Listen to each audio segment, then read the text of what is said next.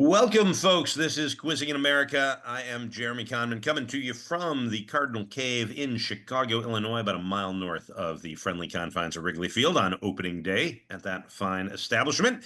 And today I am joined by a very special guest, a guy I have known now for about 8 years. We first met at a convention in Vegas back in 2017. He is the founder and owner, I guess, would be the correct Yeah. title of the I typically say founder and senior quizmaster. Senior quizmaster. Yeah. I like it. Yeah. Noah Tarnow from, well, you're in the Bay Area now, but originally Yes. an East Coaster. Yes. And the big quiz thing is really all over the country. And before Noah tells us a little bit about the big quiz thing, I just want to say this. I played the big quiz thing when I first met Noah in Vegas in 2017, and I was in awe. And this is before anybody was doing games where you answered on phones or devices or anything. And I've always been a purist, a pen and paper guy. I know. But when I saw the big quiz thing, I was like, okay, this is a game where you need the devices and you need, like, I mean, there's so many bells and whistles, and it's the closest thing you'll ever get to being on like a game show without actually being on a game show. It's creative, it's fun, and it's really made like, I mean, you can do it with groups of all sizes, but I think big quiz thing is almost more fun the larger the group. So like Hmm. if you got a company out there and you're or convention you're putting together and you need something for a large group, the big quiz thing I think is one of the best things you can do and one of the most entertaining things. And with that said, I'm going to Thank you. say hello to Noah, and I'm going to tell you, I'm going to ask you like when you started the big quiz thing and Yeah. how it got from what it was whenever you started to what it is now. Well, that was a hell of an introduction, Jeremy. Thank you. Yeah. I appreciate it. Yeah. So I have been running this. This year marks 23 years of the big Wow. quiz thing. Yeah. So cast your mind back to 2002. I was at a crossroads, as many people are in their late 20s. I had moved to New York to be a magazine editor. Actually, more, I wanted to be a rock critic. And I realized I didn't like interviewing people. And, it just wasn't for me being a critic of any kind. And I drifted into magazine editing. And at the time, I was a freelance editor. I was also doing some book editing, and that career was kind of going nowhere. And I always liked entertaining. I was a theater geek growing up. I had done improv in college. So at that time, I was trying stand up comedy. So I did stand-up comedy. That was sort of the tail end of my 3-year stand-up comedy career. I put career in very, very bold quotes because I was not a good stand-up comedian and I didn't make any money. And I think I was realizing that like both of these avocations weren't really doing much for me. So I was trying to figure out what was next. And coincidentally, at the same time, a dream came true and I was on Jeopardy. Oh, And wow. yeah, see, but this is the thing, man. People in our world, in the trivia world, Yeah. I say I'm on Jeopardy, and like I know so many people are on Jeopardy. So when I just tell my average, I was like, "You were on Jeopardy," and I'm like, "Everyone's been on Jeopardy," but no, they haven't. That's very true. In the last Right. month, I've known people that have been on Jeopardy, Pyramid, and Wheel of Fortune, right? So it's Yeah, like, yeah, totally. yeah. But I'm always like, "Well, I lost on Jeopardy." Like, well, at least you were on. I'm like, "Yeah, but lots of people are on."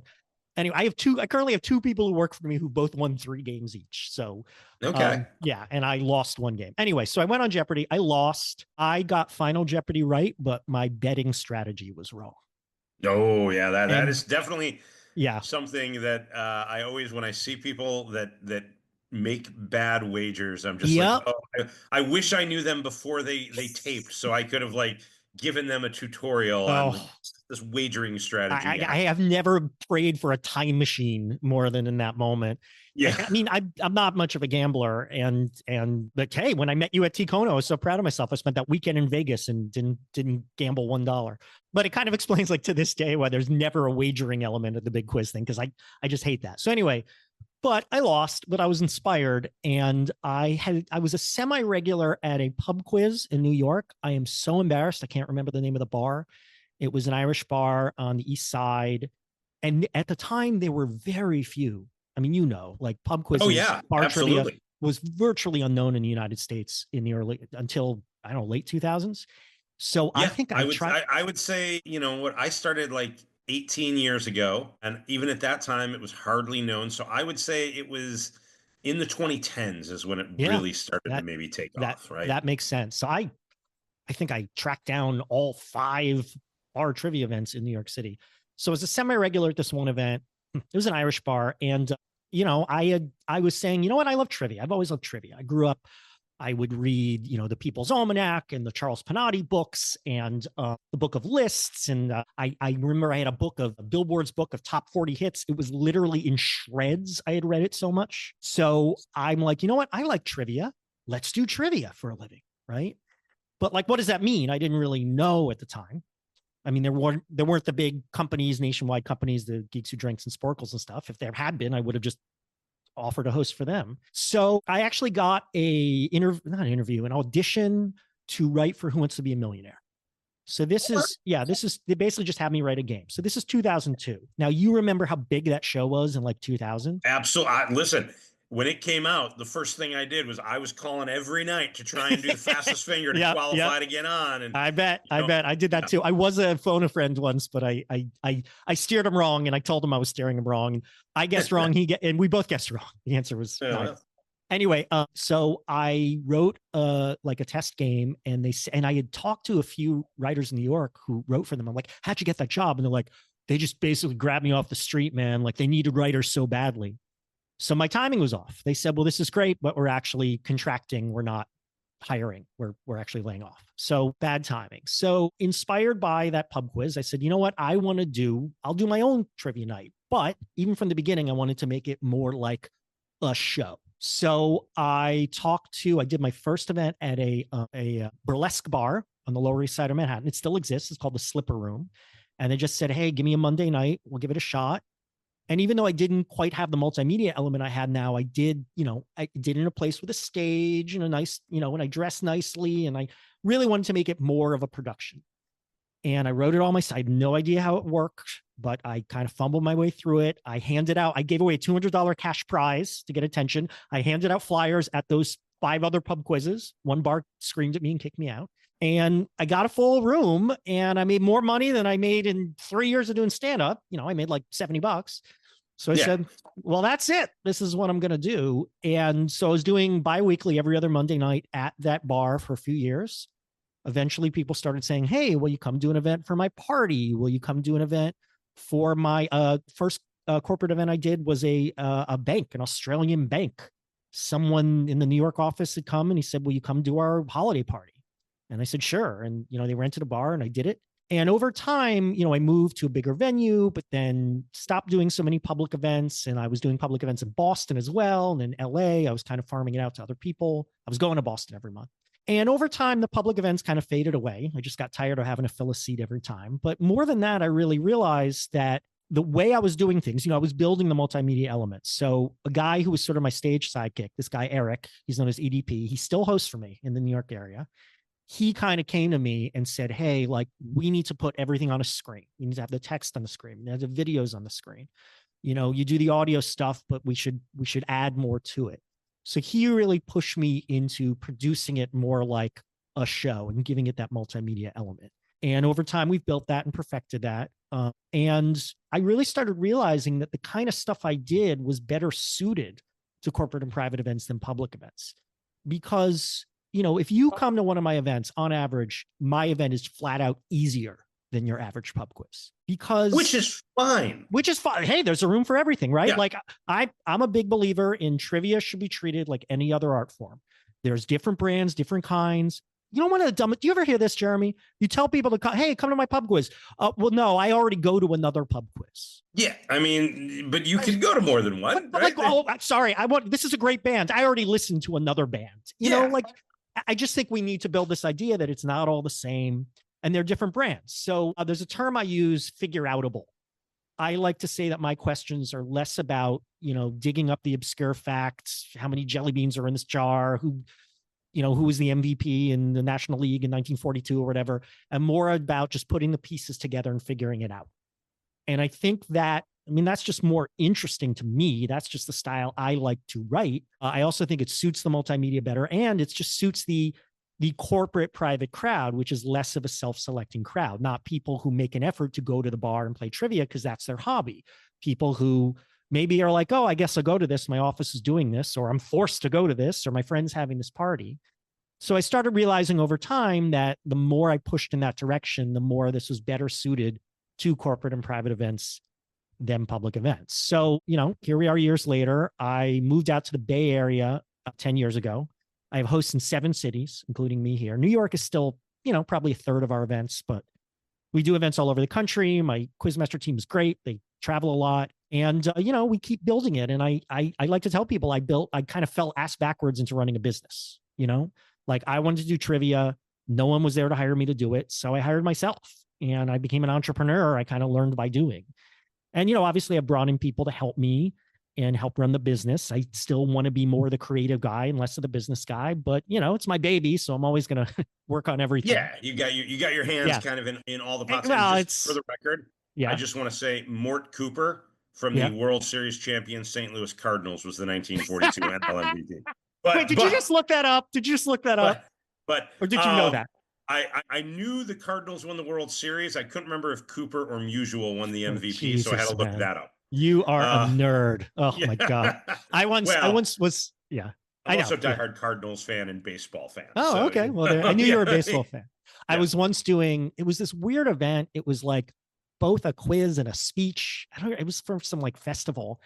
And I was explaining like the style of trivia I like, and the example I used to give is like, I don't think an uninteresting question would be something like, what's the capital of Burundi? And a guy just yelled out whatever it was. And I'm like, all right, that was a rhetorical question. So yeah, that's sort of what I do. And then to the digital answer system, I had kind of been wanting to move off paper for a while, just because, I'm like, look, by then it was like 2013 and I want to move into more corporate space. And I think something slicker will be good. But the actual thing that pushed me into it was my dad's 70th birthday party. He had a party at a winery in Napa here in California. And he had all his friends in a wine cave, and he wanted me to do a quiz. So I did a quiz about the life of my father. So all these people playing, they've all known me since I was born, so they're not taking this seriously.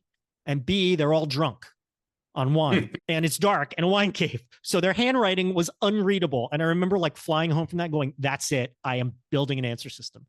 And I couldn't find an existing system that would work for me. So I found an app developer, I hired him, and it's really helped us push our business forward. Although we're in the closing stages, we're completely redoing the system. So there will be a new system. Well, I have no doubt that it's going to be even more bells and whistles, and I hope so. Yeah. Well, we're finally incorporating automatic scoring, which 10 years ago was the idea, but I don't think the technology could handle it at the time. So we're finally incorporating that. So we're reaching the finish line of that. Hopefully within the next month or two, that'll be rolled out at actual events and not just testing among the team. So very nice. And so with the big quiz thing, in a standard big quiz thing event, or is there not a standard? Like how many rounds, how many questions are there typically an event, or does it vary based on the size and the group? Or I mean, it varies, but we do have a couple standards. Our standard I call 3 rounds plus. So, and this is of course in-person events, like everyone starting in 2020. I did a ton of virtual events, and I still do those on occasion. So 3 rounds plus, we have the first 2 rounds are about 10 questions each, but the centerpiece of each round is a 4-part question. And that's when we usually have a video or audio gimmick. So it'll be 4 questions of the gimmick. You'll see an example when we play our test game here. So we do 2 rounds of that. 10 questions each. Then we take a little break. Then we come back and we do a trivia interlude. And this is an either or game. So everyone puts down their phones and they stand up and I say, all right, we're going to play an either or game. We might play Shakespeare character or pharmaceutical drug. I'm going to read a name. If you think that's a character from the works of William Shakespeare, put your hands on your head. If you think it's a pharma drug, hands on your hips. Once everyone's put their hands where they think their hands belong, I will reveal the correct answer and everyone's wrong will sit down. Then we continue with more names. You can coach your teammates, and we switch up the categories twice during it. We keep going till 1 person remains. And when the last few people are there, I mean, if it's a small enough room, we have them come to the front of the room and stand back to back. It's very dramatic and it's a lot of fun. And then that leads us right into our lightning round, where we use the answer system again. And that's 10 more questions this time, just 10 seconds between each question. Then we take a real quick break, catch up on scores, and then the finale, where we bring up representatives from the top 3 teams to the stage or the front of the room. We have various buzzer devices we use. We do have a digital buzzer as well. So we started with that in virtual, but that's handy. If I travel far, I don't have to bring buzzers with me. People could just play on their phones. And that's the top 3 teams. And you buzz in, you could tag out to teammates, and first team to 2 points wins the game. I played that. I Yeah. played that during the pandemic. I played a few big quiz thing games, and yeah, Oh, it right.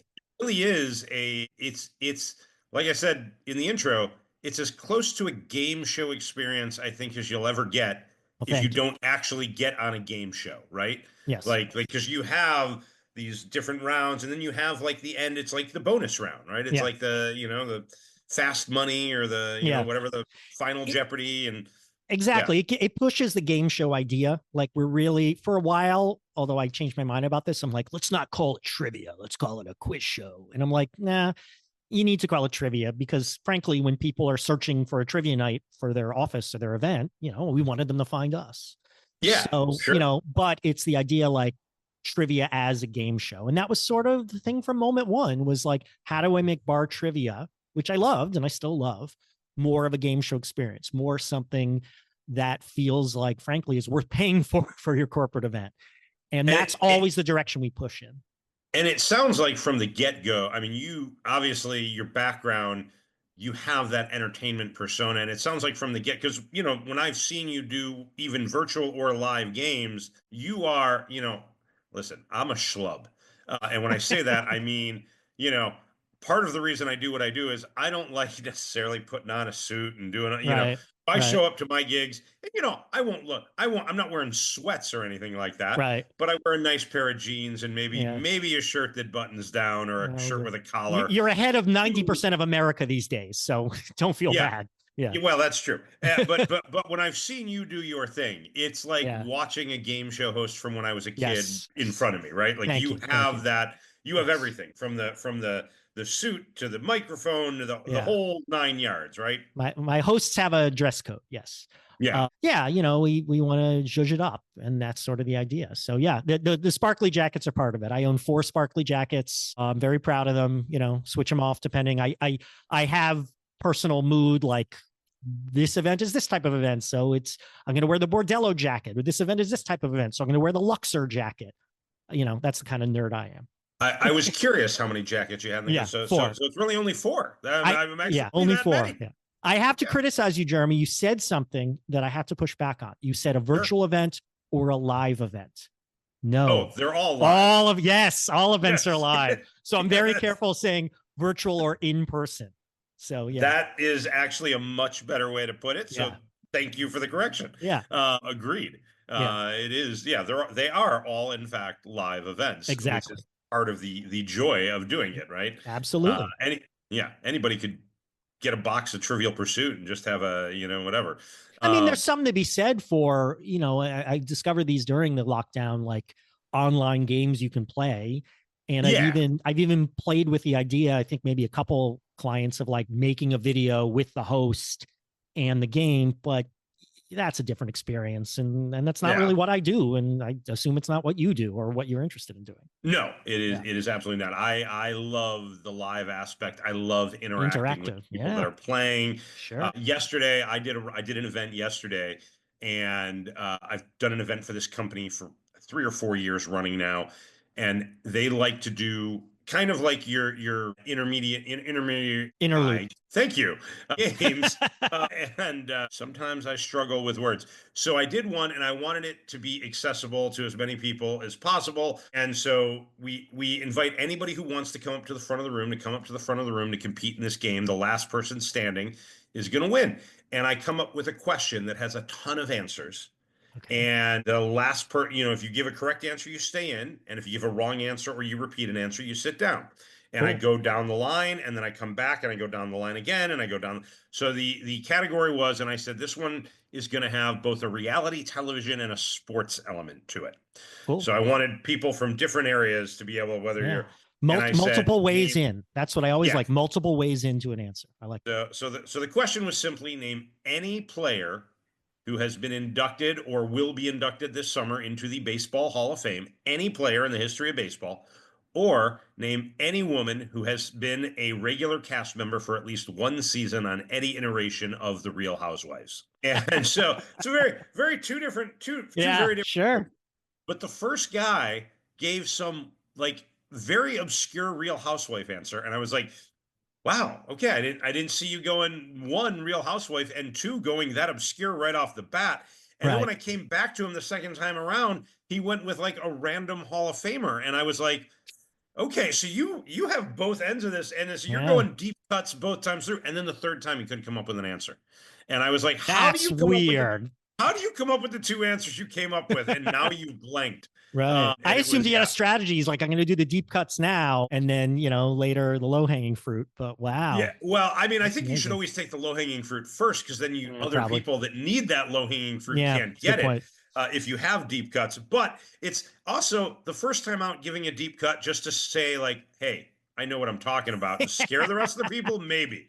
Yeah. But yeah, no, it was fun. The person that it ended up coming down to a woman naming Real Housewives cast members and a guy who was naming Hall of Famers, and the guy naming Hall of Famers outlasted the Oh, Real okay. Housewives, but it's close. They both went a good distance. But I like those little games in the middle, and they Yeah. can break up events, and they're a lot of fun.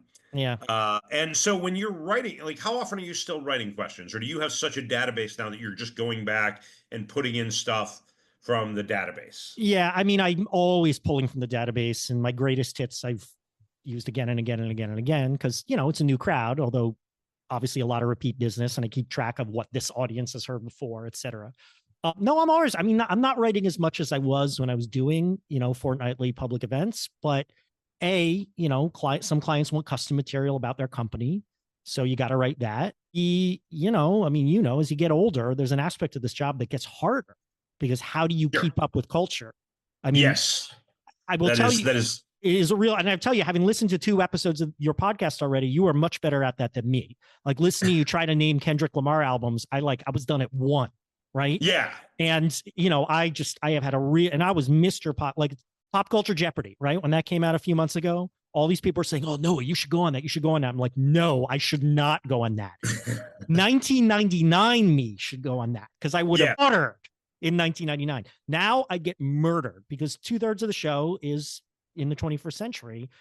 And I guess I know more than the average person, but not more than the average Jeopardy contestant. So yeah, I want to apologize, by the way, for yeah. not remembering that Kendrick Lamar did the Black Panther soundtrack on that episode. Okay. I still feel bad about that. I'm sure people are very upset about that. I'm still upset about it. So it's, keeping up. Like I'm doing an event for people in their 20s, tech people in their 20s. What do they know? What old movies do they know? What old TV shows do they know? What are the things that the bands now, what are the songs that have broken through enough that it's legitimate for a quiz, that it's not just music nerds, right? Like I hear things and I try to pay attention. In fact, my podcast, my friend and I do, the whole point is like keeping up with stuff that's going on. Every week we look at something that is happening that's new, whether it's a band or a phenomenon. We're looking at Mr. Baseball. We're looking at the torpedo bat tomorrow. We're talking all about the torpedo bat. Yeah. I got to read up on that tonight. But so keeping up with that is hard. And then you get stuff like, well, this crowd is all international people, so they don't know American pop culture that much. Or this event is, we want some Boston history, or we want some stuff about wine. And yeah, I could dig into my archives, but like something that worked 5 years ago might not work now. It might be out of date. It might be forgotten about. It might be, I've been doing this long enough. I've asked questions that would not be a good look to ask in 2025. Yeah, no, times change. Times change and standards change. And yeah, you do have to keep up with that. I like to improvise a lot during my events, and I ask for categories and come up with questions on the spot. The event that I was talking about last night, I actually had 2 requests that I was unable to really satisfy. Somebody wanted a Dragon Ball Z question, and unfortunately I know nothing about Dragon Ball Z, so I have to learn. And somebody wanted a question about the TV show Killing Eve, which I know a little bit about, but I just didn't feel like it was anything question worthy, so I said, well, let's come up with something else. But that's I'm gonna have to start watching Killing Eve. There's so many good shows out there that I haven't. There are, and the more I watch, the more I need to watch. That's great that you do it that way. I met a British quizmaster once who said he does it sort of that way, and he says, I think of myself as a DJ. Like I read the room and I come up with a question that way. Now I could never do that. I'm too much of a planner, and of course the multimedia element precludes that. But like, hats off to you. Like Killing Even Dragon Ball Z, I got nothing on either of those. Yeah. So I feel like I'd bomb on that. And also I'd just be uncomfortable. Like I said, I'm a planner, I'm a writer, I'm an editor. So yeah, but again, getting back to like there should be different kinds of trivia. There should be the DJs and there should be the meticulous planners. You know, there's Yeah. room for both. You know, the more our culture gets balkanized, the more it metastasizes into 1,000 pop culture has consumed everything. The more there's room for different approaches to playing around pop culture and making a game out of it. So I'm curious. You mentioned sometimes going back to your like greatest hits, whatever. Yeah, Uh, do you have like if they're in the game that we're going to play? Don't feel the need to say them, yeah, but yeah. I'm just so curious. What like one or two of your like favorite like what's one of the questions you've had? I Sure. I have a couple that I've probably asked more than anything in and I'll tell them to you in a second. But I'm curious if you have a couple that you want to throw out there. I do, and this one I ask it all the time, but I'm not going to ask in the game here. And I will preface this with I've been using this question many years, but something very similar showed up in Learned League a year or two ago. Oh So wow, okay, I did it first. I love Learned League. fair enough. You're going to know this, but I like this because it's multiple ways in. All right, an NHL game between the teams in San Jose, California, and Winnipeg, Canada, is reminiscent of which work of musical theater? That would be the Jets versus the Sharks and West Side Story. And yes, that is Very good. Yeah. And I yeah. love it. Like you said, like, so you could be a hockey fan, you could be a musical fan. I mean, it's easier if Yeah. you're a hockey fan, I guess, but so multiple ways in, and I like it for that reason. Yeah, no, it is. Yeah, those are fun questions. The two questions I think that I've asked more than any other question are one with billions of them worldwide and on every continent except Antarctica. What is the most common bird in the world? And here's a hint: you are probably not very far from one right now, at least in some form. Chicken? It is chicken, Yeah. which most people will have. It's either it's in their fridge or Yeah. that we're down the street from a McDonald's, like Yeah. In somewhere some there's a form. chicken, right? Arguably, In some McDonald's form. is a form of chicken. Yeah. Yeah. Arguably. Well, that's true. A chicken McNugget may not be a form of chicken, but Yeah. somewhere near you, there's probably a kitchen It's or a restaurant that has some chicken. something Uh, relating to chicken like yeah, substance. Yeah. exactly. So Yeah. it's amazing how many people will still go with crows or robins or pigeons or Yeah. whatever, and that's fine. But I like it because it's one of those questions you hear the answer and you go, ah, Yeah. that makes so much sense. I should have gotten there. And you're kind of more mad at you if you miss it than you are at the host Mhm. for asking it. And the other one is just because it's a child, Dr. Seuss, a childhood favorite of mine, and I think everybody has some experience with Dr. Seuss. Is that he wrote the book Green Eggs and Ham on a bet that he couldn't write a book using only Right. 50 words, which he Right. won that bet because there's only, I believe, 49 or 50 words in the book Green Eggs and Ham, all of them being one syllable, except what three-syllable word, which I is the longest book in the book, I've the longest word in the heard. book. Oh, everywhere, Oh, you're so close. I will not eat them here. I will not eat them there. I will not eat them anywhere. anywhere. Was that a Anywhere. Learned League question as well? It's definitely come up in Yeah, places, but because I think I got that right, but yeah, yeah, I have been asking that for 18 years, that's and good I ones. think I've asked that more than any other because you have kids or you were a kid. Yeah, Like at some yeah, point, you had exposure to that book, and even if you haven't, you can kind of go through some of the word, and you can get there even if you don't really know. Most teams end up getting those right, but it's always fun when teams don't. So I think anyway, I think the green eggs and ham question I've asked as an easy one, beginning of an easy round is I am Sam. Those are the first three words in what 19 whatever book. oh yeah, I mean, there's a room for sure, easy questions. yeah, So the chicken question, one of the things I like about that is even if you get it wrong or you get it right and you knew it cold and it was easy, now you have a fact to share at yeah, parties and with friends, yeah. like you got this actual, not tangible, but like actionable benefit to your life. I joke that the questions like what's the capital of Burundi or who's the MVP and what the year or how many jelly beans in the jar, like the correct answer is always the same. It's who cares? Yeah. The best questions, the answer is that's fascinating. So Though I did do a round this week for an event. I did an event on April Fool's Day, and mhm. so I had a round where every question I asked, it was like stupid answers on Jeopardy, right? So every question I asked, the answer was in the question. In 1979, the legislature of the state of Wisconsin added what nine-letter word to the flag of Wisconsin? Well, the nine-letter word is Wisconsin, Wisconsin, right? yeah. And the hardest question in that round by far was what is the six-letter name of the capital of the African nation Guinea-Bissau? And, if you Is it figured Guinea? out the theme of the round, it's not Guinea, it's Bissau.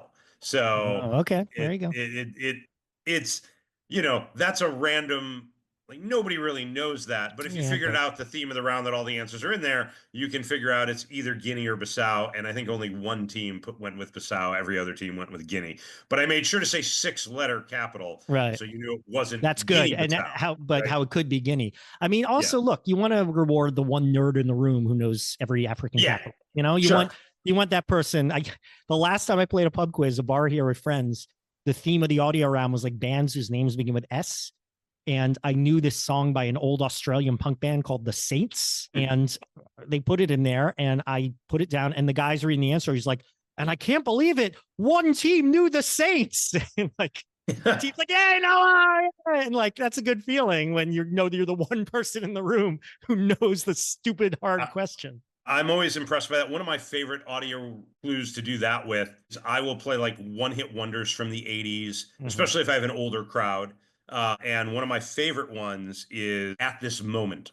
Yeah. What did you think Yeah. I would do at this moment? And that. And so I play that song and I ask you to name the song for a point, the artist for a point. But for that one, I always say this song hit number one because it was very popularly used in a famous scene in a classic sitcom from the 80s. So if you can name the sitcom, I'll give you the point as well. Yep. And it's this. I don't. Do you know the sitcom? Do you Oh yeah, remember it? Family Ties. That was a big moment. That is a big moment. That's when Alex Keaton kisses Tracy Ellen, who was played by Tracy Pollan, who's Michael J's actual wife, right? Yeah. For the first time, they kissed to that song, and so now people will get the name of the song. People will get the TV show. There's usually not more than one team in a room that can tell you that who knows sang Billy that Vera song. and the Beaters. Billy Vera and the Yeah. Beaters. Oh absolutely. man, 80s pop music, that's a sweet spot for me. Yeah. Yeah. And so I like to ask that because if you have an old enough crowd, they all remember the song, they all remember the TV episode. Almost none of them remember who actually had a hit with that song. So it's kind of I believe that one. There's an interesting story. Like, it was a minor hit a few years earlier, and some producer of the show knew it. And like, one of these weird pop music stories where or the band had broken up, and because it was put on the TV show, back into relevance because they used that song and it became a huge, briefly, but that song had been out for a few years, and then it was like, oh, now it's going to be number one because we used it in Family Ties. So so anyway, you have a game that we're going to, at least, I don't know. Yeah, I don't know if it's a full game or if it's a abbreviated game. A game. It's an abbreviated game. So, as you said, and as I reiterated, I'm sharing my screen now. We like to do a multimedia thing. So we have the questions on the screen, and we have, text. We have video puzzles and audio puzzles. And of course, since we mainly do corporate and private events, we incorporate, the client's logo, or if it's a birthday party, photos of the guest of honor, stuff like that. So listeners, you can't see it, but Jeremy can sort of see a generic. And I may give some description or what have you. And I've seen Big Quiz Thing before, and I will tell this to anybody who's listening, who's thinking about doing it. If you have an event and you want some glitz and you want some oomph behind it, the Big Quiz Thing is absolutely worth the price of admission. Well, thank you, sir. I really do love your product. No, I always have. Like, I think when I met you in Vegas after I played it, I came up to you and I was like, that's amazing. Thank you. It was so much fun. And it was just, I was like, I can't believe you have turned what I consider to be, pub trivia into like an actual like game show that you can just entertain really groups of any ability and any size is the beautiful thing about it, right? That's the idea. Yeah. Well, thank you. I you get it. So thank you. All right. So what we're going to do here, I said I do the 3 rounds plus usually. We're going to do 2 rounds. We're going to do one standard round of 10 questions with a 4-part question. And then we're going to do the lightning round. And then we're going to do the oddest buzzer-tastic finale ever with 1 player. And I thought about, Jeremy, having you log into my answer system and play that way. But I listened to your conversation with Johnny Goodtimes. You guys are adamant paper enthusiasts, so we'll do it. I mean, there's a place for like both. I said, there's a place for both. I am a paper enthusiast, but when there are games that are done right, I think it's fine and not. But you know what? Look, That's good. I'm not going to back away from this, but for Yeah. these purposes, you can yell at the answer.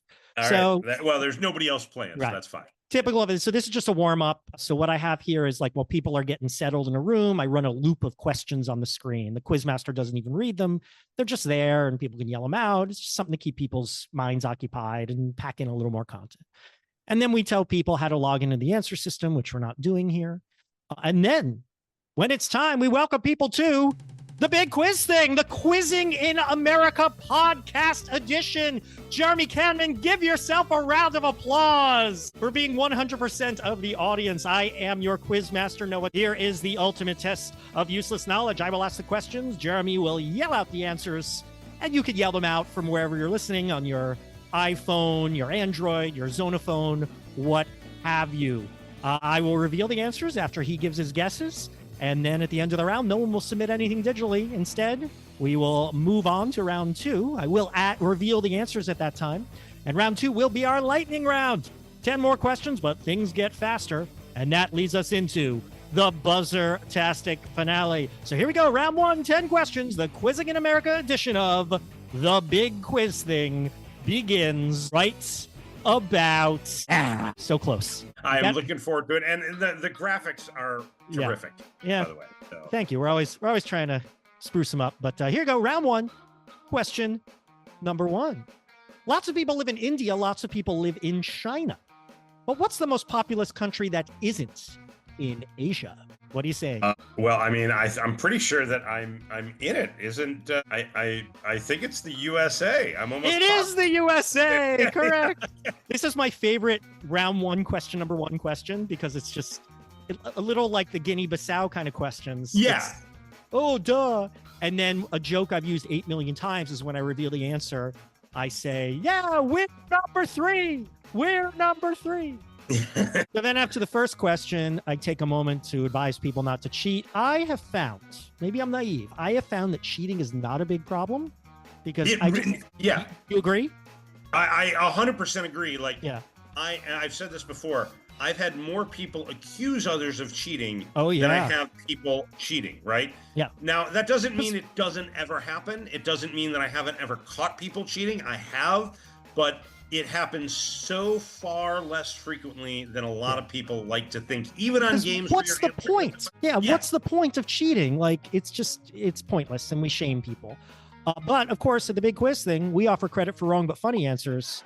If you check a box in the answer system that says smartass points, we read those answers to the crowd. If people laugh, we count it as a correct answer. If you can't be smart, be a smartass. Well, that's beautiful, because since I am both the answerer and the audience, yes, no matter what I answer, I can laugh at it and get the points. What I like to do at like birthday parties or especially bar mitzvahs, when a kid is the guest of honor, the kid is the arbiter of whether a smartass point is funny or not. Oh, I like it. Yeah, I really like that. And of course, this is great because, if it's an office, they do their inside jokes. The answer is, Bill from accounting. I have no idea why that's funny, but if they laugh, great. All right, so number 2, debuted in early 2013, but didn't become the world's most downloaded software until 7 years later in March of 2020. Well, I better get this right, because I believe we're using it right now. A zoom, zoom, zoom, and a boom, boom. A zoom, zoom. You figured it out. This one is figure-outable. This one's figure-outable. Indeed. There are 2 questions in a row that's sort of self-referential, but that's the way I like to do it. By the way, Jeremy, you're hearing the sound all right? Oh, yeah. No, I okay, absolutely am. Just making sure it's okay. Number 3, what word, added to standard dictionaries starting in the 1990s, is denoted in the scripts for a certain animated TV series as annoyed grunt? Well, this is a great trivia question, because if you miss it, you're probably going to make that word. Indeed. Because Simpson. Yeah, exactly. I prefer asking this during the finale when people buzz in and say it out loud. You always can be, you can always tell a bad player or a bad team spirit when someone rings in and goes, dough. Like, no, you're supposed to say it like Homer. No. But that's okay. It's still correct. All right, number 4, what one-syllable name is shared by 2 current major pro sports teams? They play in different sports. They play in different cities. but both in the same state. Oh, okay. All right. Yeah, there you So go, I was buddy. going one way with this, and then I was like, wait, aren't there multiple things? And then you got to the last part of it, both in the same state. Because at first because we just were talking about favorite questions, and you mentioned the Jets and the Sharks, and I was like, well, there's the Winnipeg Jets and there's the New York Jets, but they are obviously different sports, one syllable names shared by two current pro sports teams. But they're not in the same state. However, in your home state, or at least current home state of California, you have the Los Angeles Kings and the Sacramento Kings, a basketball and a hockey team. Very good. Separate cities. Yeah. To give you an idea of what kind of sports fan I am, which is not a sports fan, most of the sports questions I write hinge on grammar and language. Well, I'll tell you this. I'm just not a sports fan. So I'll say this is also one of my all-time favorite questions, and this is a great sports question because everybody on the team can participate, whether you have great sports knowledge or not. There are, and it used to be 3, but there are 4 professional sports teams in the Big Four. So NHL, NBA, Major League Baseball, NFL. 4 team names, so don't ignore the city, that start with a unique first letter, a letter that no other team name starts with. Wow. One of them is the New York Yankees. The only Y is the Yankees.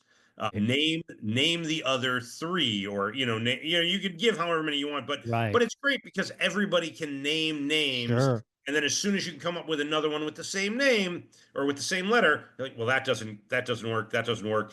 And the reason it used to be 3 is because Cleveland changed the name of their baseball team from Indians to Guardians, which took away one of the only 2 I's, and the New York Islanders are now the only I. And then the other 2 are both football teams, the Philadelphia Eagles and the Minnesota Vikings. Wow. But eventually, it's a great question because it involves teamwork and everybody gets to figure participate. Outable.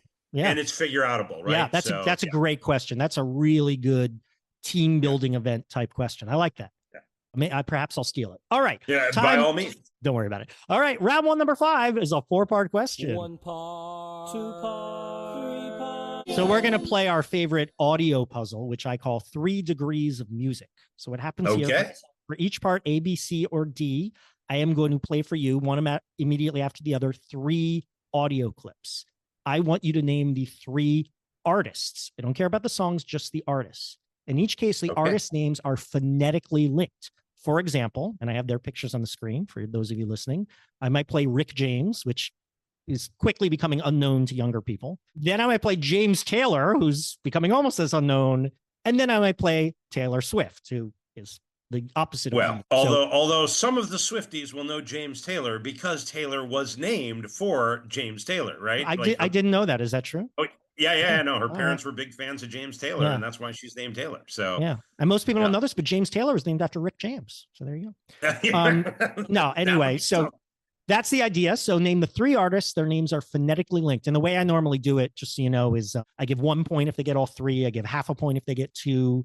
And if they only get 1 or 0, I get nothing. But of course, smartass points apply. So here is 5A. Listen to all 3 and see if you can name all 3. Here we go. Watching all our friends fall in and out of old clothes. This is my idea of fun. Playing video games. This is what you'll get. This is what you'll get when you met her. They say she's in the class 18, stuck in her daydream. Been this way since 18, but lately. Okay, what do you say? Okay, so the artists are phonetically linked, right? The artists. I don't care about the song titles, just the artists. Okay, so I know that the last one was the A-Team by Ed Sheeran. Right. And I'm so bad at audio and music, so I'm trying to think of what links to Ed Sheeran. It's not necessarily always before and after, right? They're just phonetically linked. Well, they're phonetically linked, so it would link to most likely Ed here. The end of the second, Rick James, James Taylor, Taylor Swift. Yeah, okay. So who would end in an Ed? Oh God. I am shocked you don't know that second one. I got to be honest with you. I am shocked. I'm really bad at naming that tune, especially if it's not like hair metal.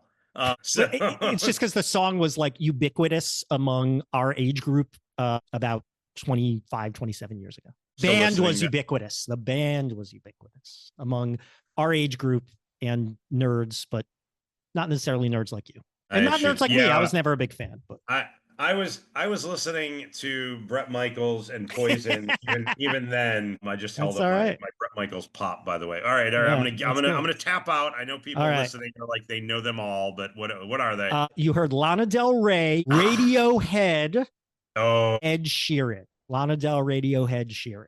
There you go. okay, yeah. And so Radiohead is one of those bands I know facts about, and I Yeah. don't know anything about their music. You know, I Yeah. was when I moved to New York trying to be a music critic. That was in the late '90s when Radiohead just conquered the world, and Sure. they put me to sleep. But they were everywhere, so I got I- them. I got them through osmosis. You know. I was not a fan. I had a friend Troy who loved them, and I Yeah. was like, I don't know what you see in them, but We all had a friend Troy who loved them. Everyone. Yeah. Else. Yeah. All right, let's try B here. See if you know these 3 artists. They always wanna come, but they never wanna leave. Exes and they on me like All right, any guesses? Okay, so I'm pretty sure that like that was Kings of Leon at the Correct. end, right? Correct. Yeah, so Kings of Leon at the end. Now the Lady Marmalade, I thought that was Patti LaBelle. So It's now I'm trying. Basically, it was Patti LaBelle's family band called LaBelle, but Okay, I will yeah. give it to you for Patti LaBelle. Yes. So now I'm trying to connect Belle and Kings. Yeah. Do you recognize that song at all? I do. Yeah. And so it's bugging me that I both recognize the song and have clearly what the entry is and the exit is. Yes, you do. And it's not coming to me right away. Yeah. Like I feel like that's bad on me. I'm so bad at name that Well, tune. this is where teammates would come in. You know? Yeah. And So that's the thing. It's like when I show people content before an event, if a client wants to look at it or even that warm up, people are like, these are so hard. And they forget, like, you're not playing solo. Yeah, Yeah. you're supposed to play with a team, right? Right. So yeah. So- I so like you- to play solo to challenge myself, but I'm totally tapping out again. What is the So middle you one? would get LaBelle, you would get Kings of Leon, and your teammate might know her name was Elle King. LaBelle, Kings of Leon. Name's daughter, right? It was Rob I Schneider's think- daughter. Yes. Yes. Yeah. Yeah. I totally And she went to my summer do camp. know who she is, and yes, and I Yeah. totally recognize the song, and I totally did not pull her name. Bad All on right. me. That's okay. But you got half a point for that because you got 2 of the 3. All right, let's move on to C. I've been in the valley, you ain't been up off that porch now. Can't nobody tell me nothing. Until the battles I make is always seem so unhappy unless they got a war. All right. What do you say? Okay, finally, I'm able to put one together. All right. Little Nas X at Yes. the beginning. Yes. Middle one, I was totally lost on at first, but then you played the last one, which is CNC Music Factory, and I'm like, Correct. what's going to start with X and end with C? And then I'm like, oh, wait, there's a group called XTC or Very Ecstasy. good. Ding. And so, yeah. So Good job. Yeah, Yeah. That's how it works. Yeah. I love XTC. Great band. All right. And finally, our last one. Here we go. Love will keep us together.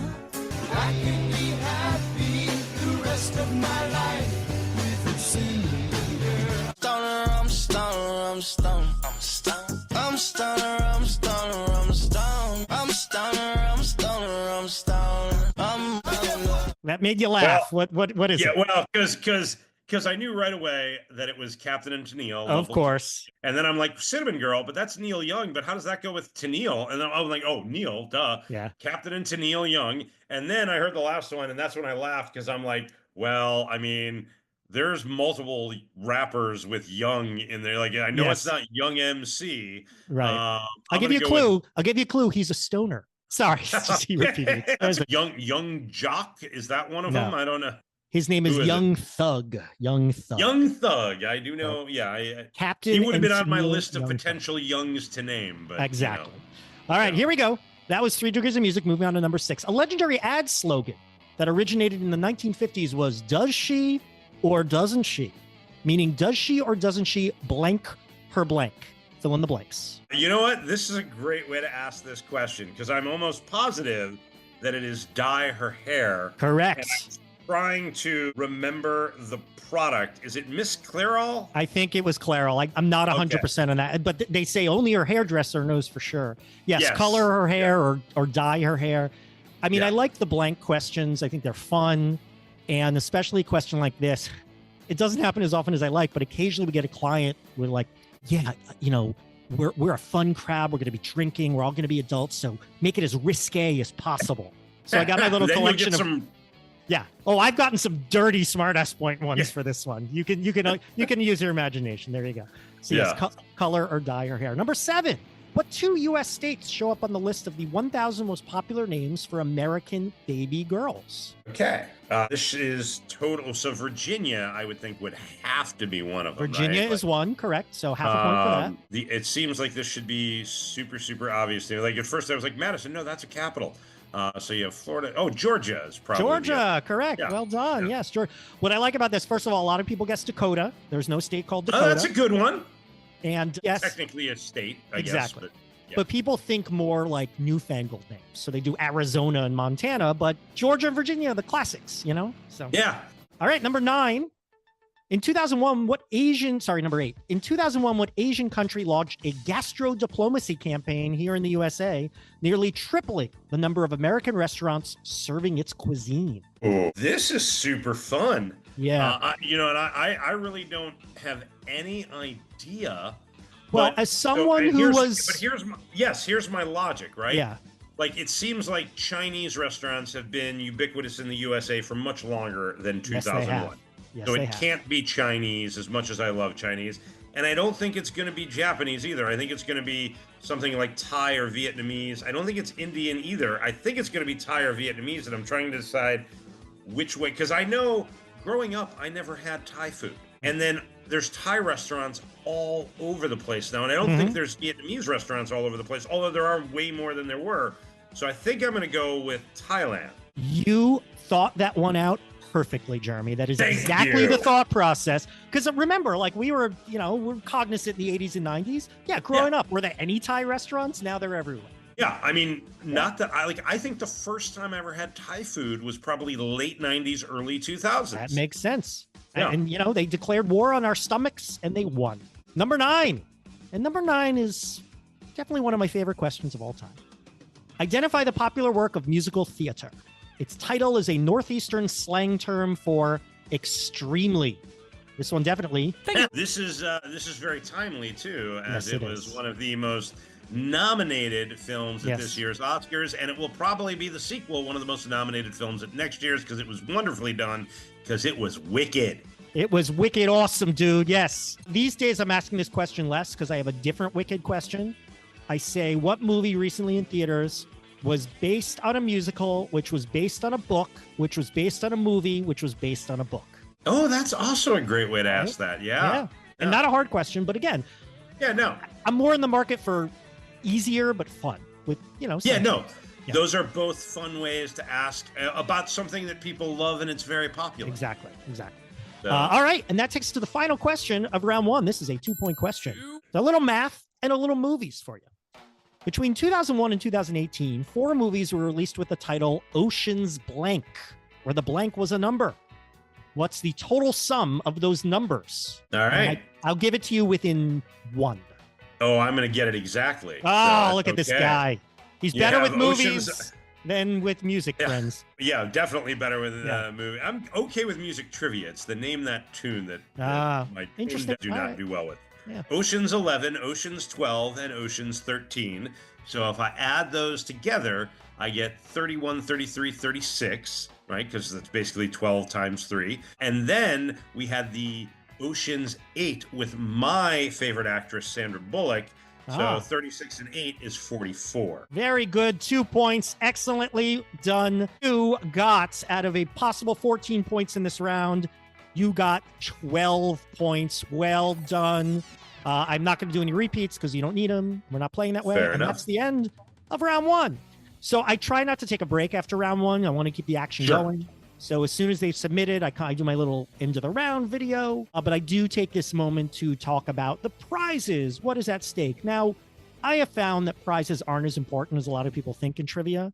the honor and glory of winning is enough, but we do invest in big quiz thing victory medals. Oh. So each of my quiz masters has a big box of these. They're fun. People love them. I feel like it's a little marketing, they hang it in their home. They see it. They're reminded of what fun they have.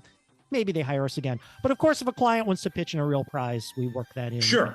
But you're right. The prizes are so not relevant, especially for like private events. Like people are doing it for the glory and for the fun. And look, there's so many, most entertainment doesn't give you prizes. Why should we give people prizes, right? We got to make a living too. All right. Submit your answers. And then I usually do the answers and I reveal smartass points. But now we're going to do the lightning round. All right. So Jeremy, it's basically going to be the same. No 4-part question, but the clock is ticking. After I ask each question, I will wait only 10 seconds before I move on to the next question. After all 10 questions have been asked, I normally don't do repeats. Instead, I do a 1-minute countdown. Teams must submit their answers by the end of that countdown, or we digitally submit them for them. And yes, smartass points apply. Here we go. Lightning round begins right now. Question number 1. They differ by only 1 letter. What are the respective 3-letter stock ticker symbols for beer maker AB InBev and auction company Sotheby's? I believe that would be Bud and Bid. Bud and Bid is correct. Very good. Number 2, what current NBA team is named for an amusement park? Wow. Why do I not know that right away? Oh, boy. There's a reason why. Heat, Magic, Thunder, Spurs. Oh, and Magic Kingdom. Magic Kingdom, correct. And this is, one of my greatest hits, but often I'll if I know the crowd will need a few more hints, so I'll say name for this country's most visited amusement park.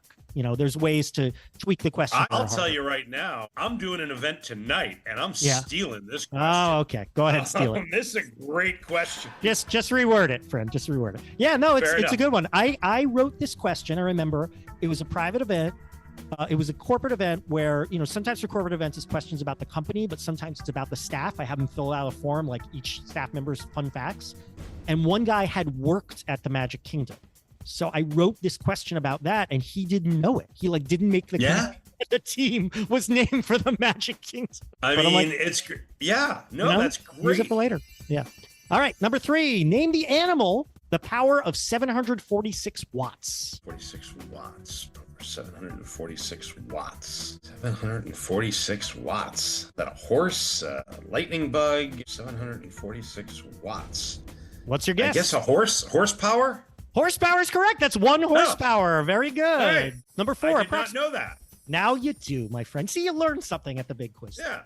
Approximately 53% of online dating profiles feature outright lies, most commonly relating to height or weight, income, and what third detail? I will assume it's got to be age, right? Like age is right. Very good. Very good. A lot of people guess political leanings, but these days these days I'm sure.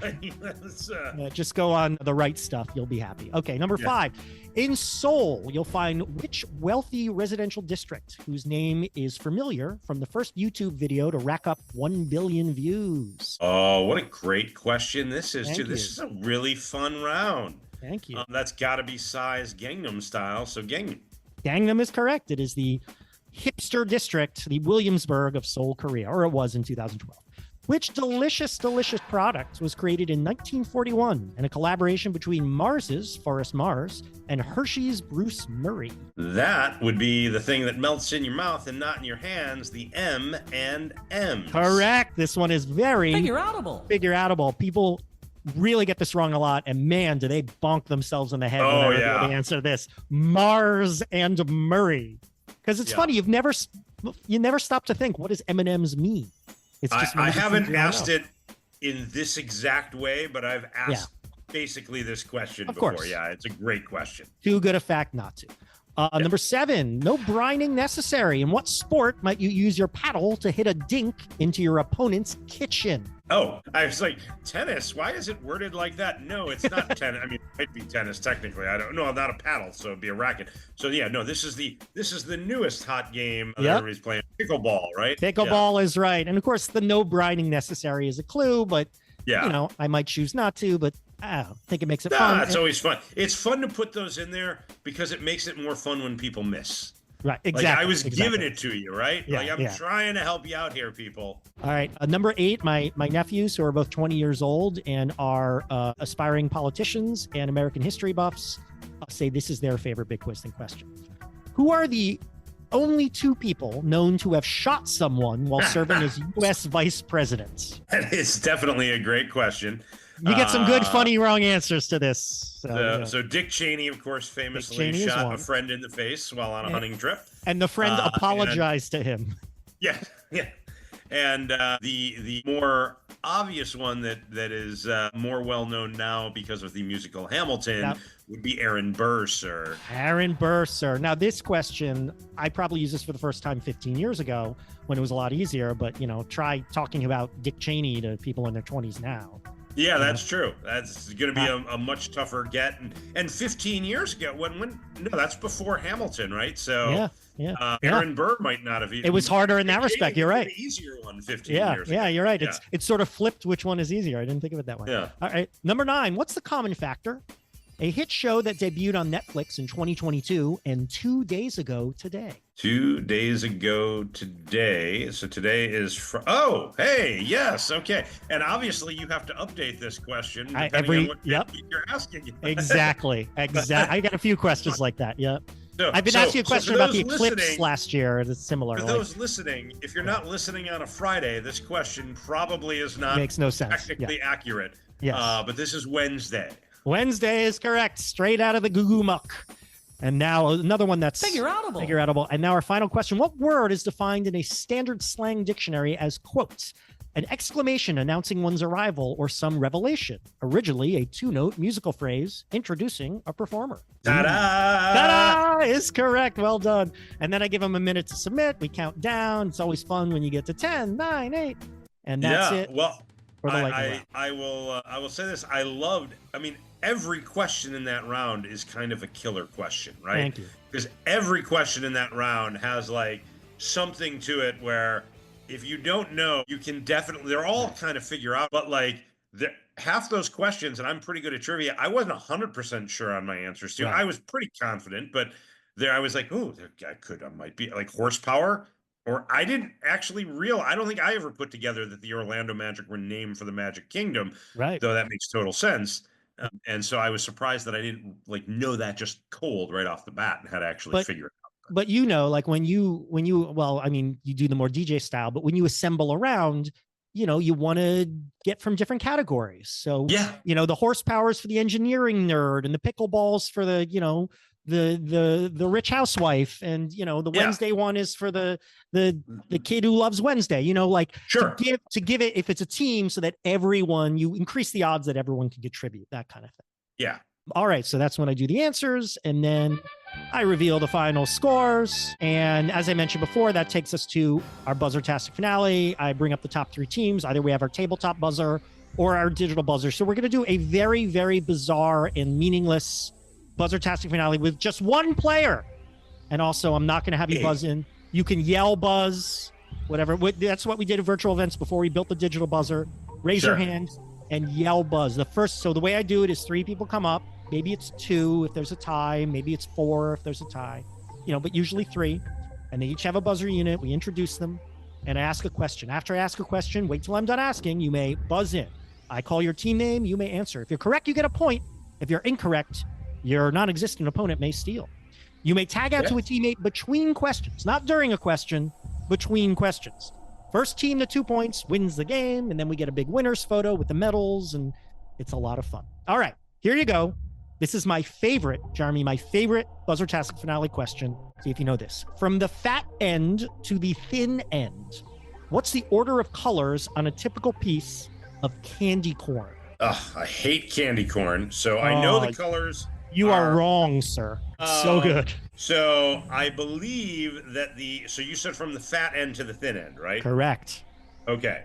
So I'm almost positive the thin end is white, so that's going to be last. I now have to, in my head, remember whether it's yellow, orange, or orange, yellow. I think it's yellow, orange, white. So that is what I'm going with. That is absolutely correct. Okay. But remember that during a game, it's like you don't have the time to think that one through. Yeah, you're ringing in. You have to buzz in. Right. And exactly now, what when I you think. buzz in, do you have to give the answer immediately, or could I buzz You in? get a and be few like, seconds. You get a couple Okay. seconds. But Yeah. what I love about that one is someone will ring in and say orange, yellow, white. And then I'll wait a few seconds. Someone else will ring in. They forgot what the first person will say. So they'll also say orange, yellow, white. Yeah. And then the third person will also say, I mean, that has literally happened. Then I throw it to the audience and someone else says something that's been said before. Yeah, that's my favorite finale question. All right, next one. You could win on this one, Jeremy. You got 1 point. You could win on this. Amazing. Amazing. You could take you are in last place, though. I hate to tell you are in last place in this game. Wow. You're also in first place, but you're in last place. Well, there you go. Yeah. What percentage of the original Teenage Mutant Ninja Turtles have names ending with the letter O? Buzz. Yes. What do you say, Jeremy? Well, you have Donatello, you have Leonardo, and that's it, right? 2. So what percentage is that? 3. Oh my God, I can't believe I messed that up. What percentage is it? Come on, man. 75%. 75 is right. So, Jeremy Conman, the only player of this game, you have won the Quizzing in America big quiz thing. Congratulations. Although to be sir. fair, I would have totally blown that easy. Yes, well, you not would have. easy, but I would have absolutely opened the door for an opponent on that Teenage Mutant Ninja Turtle question, which I should have known. Right, I was like so excited. I'm like, oh, I know this. By the way, you are a player of your caliber. I might not have given it to you for saying 3. Oh yeah, no, I wouldn't percent? have either, yeah. and I think rightfully so. And I was so excited that I knew it, and then I forgot to actually, in my head, think of what you asked and what the answer was. So, by the way, speaking of nerds, I had to term that what percentage of the original Teenage Mutant Ninja Turtles, because I once asked that, and some geek informed me about the later joining female Ninja Turtle. Venus. Yeah, Venus de Milo. Yeah. So apparently the answer is 60%, not 75%, if you take out the original. So there you have it. It's always nice when you get the but actually. Yeah. Well, here's what I mean. It's like the guy asking the Itchy and Scratchy creator if the ribcage xylophone if someone lost their job over that. So there you have it. That's how it works. So that's a taste of what the game is all about.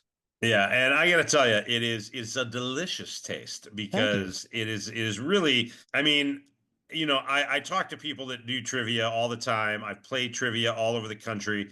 I've seen so many games, and I know you're not in bars. There's no real public, although there are public big quiz thing games. Occasionally, you have done games for like cities or communities where it's open to the public and people can come in. Fundraisers, you can buy tickets. Yeah, exactly. But I'll tell you, if you have a company out there, you know, and you are looking for something that is like unique and fun and something that people of all ages and skill levels can do and enjoy, the big quiz thing is one of the best things out there. And I know you've gone all over the country and hosted it. So the proof is in the pudding that people hire you and bring you out. And that's, you know, just, it's great. And I will say, I'm going to say one other thing. I don't want to get your head too big, but the other too thing late for that. Too late. Yeah. The other thing is, you know, during the pandemic, a lot of people were doing virtual games. I started doing virtual games right away. Noah was doing virtual games. There were a lot of people, but you were so generous, like, because you had all this like scoring system and everything. I know Johnny Goodtimes in Philadelphia, I think used your scoring system. I used it for a couple of events. You were so generous with other people in the industry, helping them out, helping them figure out, okay, we're trying to do these online events and we don't want, you know, we need to figure out how to score. We need to figure out how to do things. And so thank you for that. Welcome. I know you've always been supportive of other people in the industry. And I think you kind of, I don't know, I see it as a little bit of an art form. I think you do too. And I think you really do it well. And I think a lot of times companies want to like, oh, we can just create our own trivia game. And you can. And maybe you have somebody who works for you who is exceptionally talented and will create something that is really good. But most of the time, that is not going to be the case. It's a rare exception if that happens. And when you hire a professional, somebody like Noah, somebody like myself, like some of the other guests that I've had on, you're paying for something that's worth it. Absolutely. So, when clients want to do their own trivia, I liken it to, hey, we're going to do comedy night, and the comedians are just going to be people who work for the company. Yeah. Like, imagine that. You know, Listen, but before he was doing stand-up, Dave Chappelle probably had a job. Maybe he was working at your company. Okay, Dave Yeah. Chappelle, sure, but what are the odds he got a Dave No, Chappelle on yeah, staff, right? I'm just saying that's going to happen once out of every 1,000 Yes, times, right? exactly. Like, not even once out of every 1,000 Yeah. times. No, go out and hire a professional and let us do what we do, because we try and make it fun. I know Noah does make it fun. I try and make it fun. I think I make it fun. It's worth it. It just Awesome. really is. Thank you. I So, appreciate that, Jeremy. yeah. Great. And thank you for coming on and Thank you. doing this. Where's your next gig? Is it in the Bay Area, or where are you? I mean, the next one I'm hosting, I mean, we got a lot of events next week, but I'm not hosting any of them. So what are the highlights coming up? Next week we have an event for a law firm on Tuesday, and a hedge fund. We love them. Oh, Wednesday every year. This is nice. We do a fundraiser for a parent teacher organization in upstate New York, actually run by someone I used to work with. So one of my guys in New York heads up there, and it's really, I mean, I've never been there, but I know about it. It's fun. The parents come out. They look forward to it every year. We've done this like 5 years now. Yeah. What's the next event I'm hosting? That's a good question, man. It's been a while. All right, we'll figure that out. Yeah, I'm okay. I am most likely going to Mexico in July, which I'm really excited about. I've never done an event. We've done one event in Mexico, but I didn't host it. So I'm excited about that if that happens. I have an event in Menlo Park near here. They have me on a quarterly schedule, this one office. So I come out every 3 months, do an event. Everyone looks forward to it. Those are a lot of fun. I have an event coming out. I'll tell you about this. For a company, they want me there 3 days in a row. We do an alternate format I call the trivia booth, where it's basically just the finale over and over again. So I'll have my buzzer set up. All right, I need 3 volunteers. Come on, take your place behind the buzzer. What are your names? All right. Here are 10 questions, and they're on the screen, and you buzz and you answer, and that's it. All right, you won this round. You get a medal. 3 more volunteers. So I have 3 solid days of that coming up at the end of the month. So I need to carbo load for that now. That's fun. I do. There's one other question that I just thought of that I wanted to ask you, and I didn't ask before, because I know you can handle it. What is the largest event you've ever done? How many people do you know? About 1,000 people. Okay. And so that's the thing is like, like when I do events, if I have a large event, I bring assistants to help me score and everything. Absolutely. But there is a size where at that point, it's like, okay, I can't do that size of an event. You really have no limit, I think. Like, I mean, you could do, I mean, at some point maybe, but like with your system, I think like you could, like, if they had a stadium full of people, you could probably. I'd like to try. I mean, we did, I say 1,000 people, but that's our largest in-person event. I think we had a couple virtual events that were as many or more than that. Yeah, we just throw bodies at it. But that's one of the advantages of having a digital system, which, all the franchise companies learned that during the pandemic. And that's when they all hopped to it and built their systems. None of them had it before then. And now they have it because they're like, Google Docs isn't going to cut it for us. Yeah. No. And I think that's true. So now, they got more bodies than me. So you could do 1,000 people. It takes more planning. Although it's interesting. I don't know if you run into this when clients ask, obviously they want to know about pricing, and they're often expecting pricing to be dependent on the number of people. But as my sales manager says, 10 people versus 50 people is basically the same work. It's the same game, basically. Same work. Once you get to a couple hundred, then there's more involved. Yes. But, you're still making the same presentation, the same number of questions, and then processing the scores is just, it's just the great. Yeah, there is, I mean, for me, because I'm still pen and paper and I'm not doing digital, there is a factor where if it gets to a certain size, I have to bring somebody in to help me with the scoring, and maybe a second person if it's big enough. So there will be added costs for that. But the game itself, you're not getting a lesser product for fewer people. You're getting the same quality product. So you're not really going to get a break, if it's an event for 20 people as opposed to an event for 50 or 100 or 200 people, so whether or not it makes sense, in the world, we sell ourselves as a team building thing. And if you look at a lot of companies that do team building, especially the companies that have like varieties of team building, you want trivia, we have trivia. You want, paint night, we have paint night.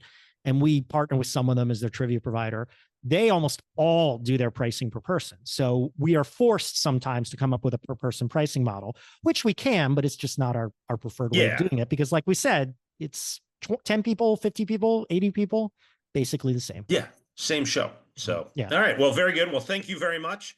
Thank you. I look forward to crossing paths with you again. Absolutely. And, hopefully playing a big quiz thing sometime in the future, somewhere in some form, because I will find an opportunity, sir. I will find an opportunity. I am very overdue for a trip to Chicago. My Chicago host, who's been hosting for me about 7 years now, we have never met in person. Oh, really? Yeah. She actually came to San Francisco once for a gig because it was like simultaneous gigs. So I needed someone to come in, and I got COVID that day. So we weren't able to meet, and she had to do both of them. Nice. Well, she's ever busy, and you need a Chicago. Drop me a line. Good to know, sir. Good to know. Do it. Yeah. Anyway, thank you, and thanks for doing this podcast. Because, like you said, I do view it as an art form.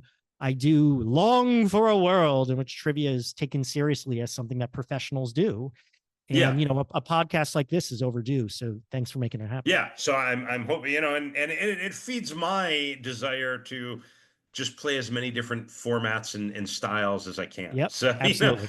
It's a selfish thing for me in part, but I do like it, and I'm hoping any trivia company out there, if you're listening and you found it without me reaching out to you, reach out to me and I'll have you on. So Thank you very much. Thank you, Noah. Thank you, everybody out there. Happy quizzing. Be well. I still got to figure out the best way to sign this thing off. So I'm just, take care. Be well. I think happy quizzing is good. Oh, yeah. There you go. Happy quizzing. Yeah. Keep calm and quiz on. Oh, I like that. Really? I think it's cheesy. Keep calm and quiz. I don't know. That may be it. All right. Take care. Bye. Thanks, buddy. Bye.